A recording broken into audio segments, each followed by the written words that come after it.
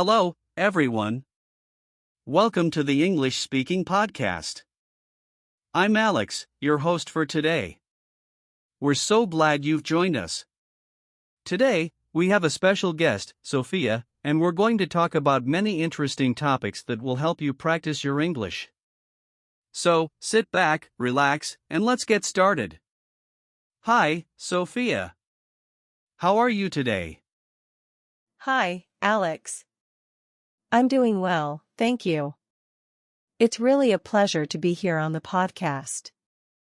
I've been looking forward to our conversation because I believe podcasts like this are a fantastic way for people to improve their English.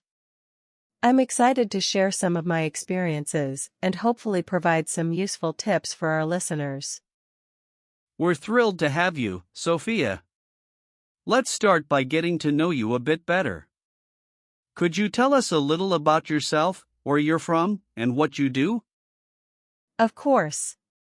So, I'm originally from the United States, and I currently live in a small town in the Midwest. I've been teaching English as a second language for about 8 years now, and I must say, it's a career that I absolutely love. I work with students of all ages, but I particularly enjoy teaching adults because they bring so much enthusiasm and life experience to the classroom. Outside of teaching, I have a few hobbies that keep me busy, like reading, hiking, and playing the guitar. But more than anything, teaching is my passion, and I feel very fortunate to be able to help others improve their language skills.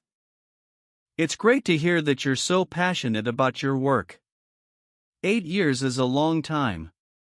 What inspired you to become an English teacher in the first place? That's a good question, Alex. I think my journey to becoming an English teacher started during my college years. I was studying linguistics, and I became fascinated with how languages work and how they shape our communication and culture. I also spent some time studying abroad, which made me realize just how powerful English is as a global language. When I returned home, I knew I wanted to do something that involved language, and teaching seemed like the perfect fit. I love the idea of helping people connect with others through language, and teaching English allows me to do that every day. It's incredibly rewarding to see students grow in confidence and ability as they learn. That's an inspiring story, Sophia. It sounds like you found your calling in teaching. What do you find most fulfilling about teaching English? Honestly, there are so many aspects of teaching that I find fulfilling, but if I had to choose one, it would be the moments when a student finally gets it. You know, when something clicks for them, and they're able to express themselves in English in a way they couldn't before. Those moments are priceless. It's also incredibly satisfying to see the progress students make over time. Sometimes, they start with very basic English, and after a few months or a year, they're having full conversations and expressing their thoughts clearly. Knowing that I played a part in that transformation is deeply gratifying. Plus, teaching allows me to meet people from all over the world and learn about different cultures, which is something I really enjoy. I can imagine how rewarding that must be. On the flip side, what are some of the challenges you face as an English teacher? One of the biggest challenges is keeping students motivated, especially when they hit a plateau or when they're struggling with a difficult concept. Learning a language isn't easy, and there are times when students feel frustrated or overwhelmed. As a teacher, it's my job to help them push through those tough times and remind them of why they started learning in the first place. Another challenge is dealing with different learning styles and paces. Every student is unique, so I have to be adaptable and find the right approach for each individual. It can be tricky, but it's also what makes teaching interesting. I'm constantly learning and growing as a teacher, just as my students are learning English. That's true. Teaching is definitely a dynamic profession.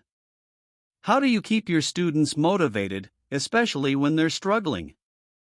I try to make the lessons as engaging and relevant as possible. One thing I do is incorporate topics that interest the students, whether it's their hobbies, their work, or something happening in the world. When students see that what they're learning is applicable to their own lives, they're more likely to stay motivated. I also use a lot of positive reinforcement. I celebrate even the small victories, like correctly using a new word or improving pronunciation. It helps build their confidence, and when they feel good about their progress, they're more likely to keep going. Lastly, I encourage them to set small, achievable goals. Instead of focusing on fluency, which can seem daunting, we focus on little steps, like being able to order food at a restaurant or hold a short conversation. Achieving these goals gives them a sense of accomplishment and motivates them to keep learning. That's a smart approach. Setting small goals can definitely make the learning process more manageable.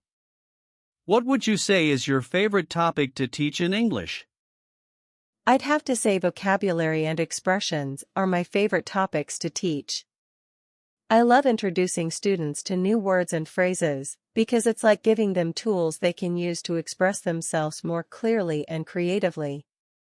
It's also fun to explore the different nuances and contexts in which words can be used.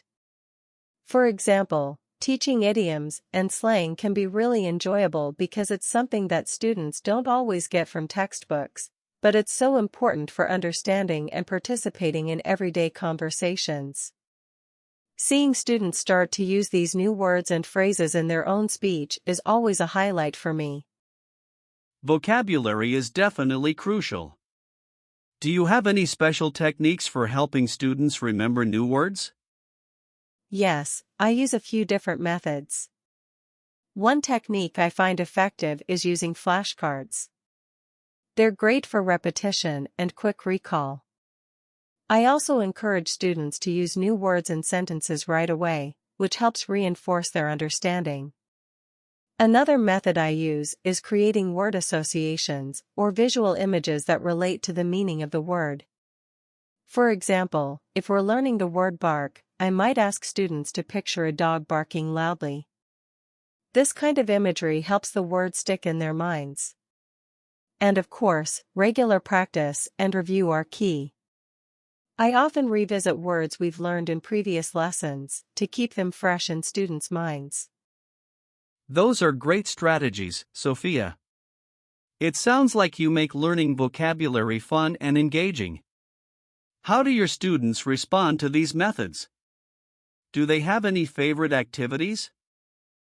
They do respond well, especially when the activities are interactive and involve some level of creativity. One activity they particularly enjoy is role-playing.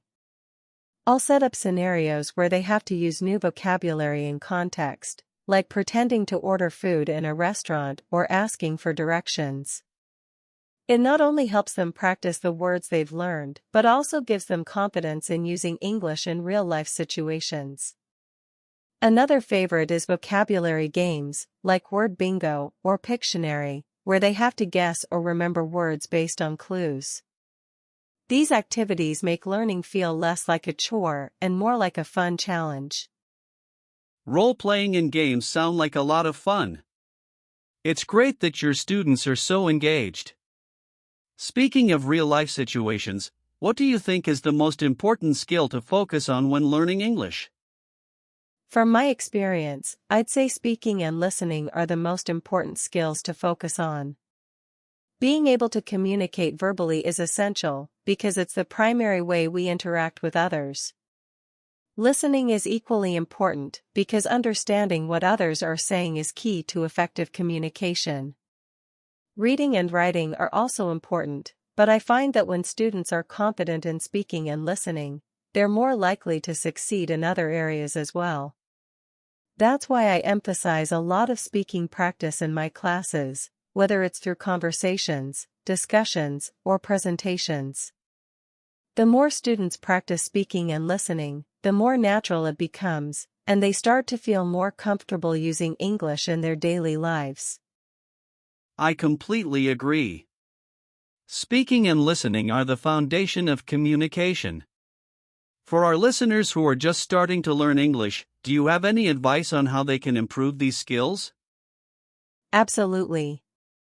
My first piece of advice is to practice regularly, even if it's just for a few minutes each day. Consistency is key when learning a language. Try to incorporate English into your daily routine, whether it's listening to an English podcast while you're commuting, watching a short video in English, or practicing speaking with a friend or language partner. It doesn't have to be long or complicated, the important thing is to make it a habit. Another tip is to not be afraid of making mistakes. It's a natural part of the learning process, and every mistake is an opportunity to learn and improve. Finally, try to immerse yourself in the language as much as possible. Surround yourself with English through music, movies, books, and conversations. The more you expose yourself to the language, the more familiar it will become. That's excellent advice, Sophia. Regular practice and immersion can make a big difference. What do you think about learning English through podcasts like this one? I think it's a fantastic way to improve listening skills, especially because podcasts offer a wide range of topics.